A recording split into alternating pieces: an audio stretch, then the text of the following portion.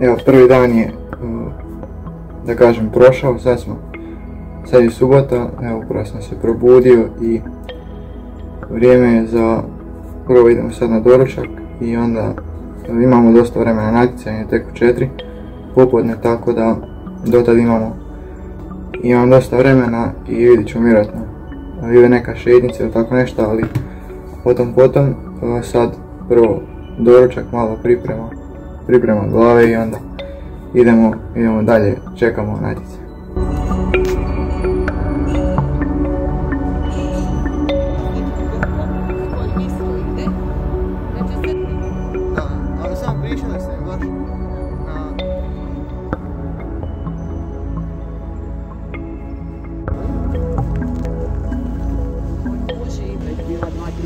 Prije toga u Turskoj, možemo ne stjeriti.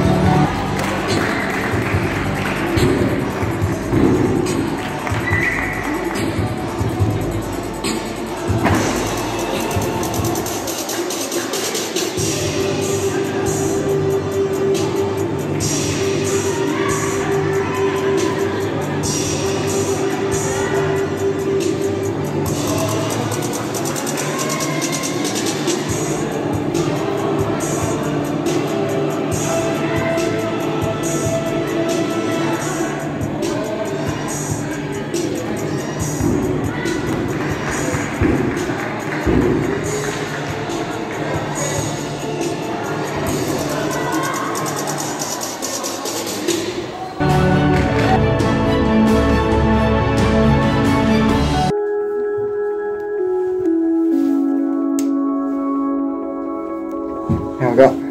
prošao je prvi dan, gotova je subota, gotovo je, da kažem, natjecanje prvi dan, odnosno kvalifikacije. Prošlo je super, mislim, jako sam zadovoljan sa odrađenim vježbama, doduše parter je mogao biti puno bolje, ali tako je kako je, zadovoljan sam jako sa preskokom i sa ručama, tako da evo sad nastavljam dalje, idemo sad prvo odmoriti malo i sutra ujutro je finale, vidjet ćemo kako će se to razviti, sutra i naravno idem uživat, tako da izborio sam dakle finale na ručama i na preskoku i jednostavno idem uživat, odraditi ono što znam, najbolje što mogu i jednostavno završiti sa jednim velikim osmijehom i evo to je to, tako da atmosfera je super, natjecanje je generalno jako dobro, tako da stvarno uživam i idemo nastaviti tako dalje.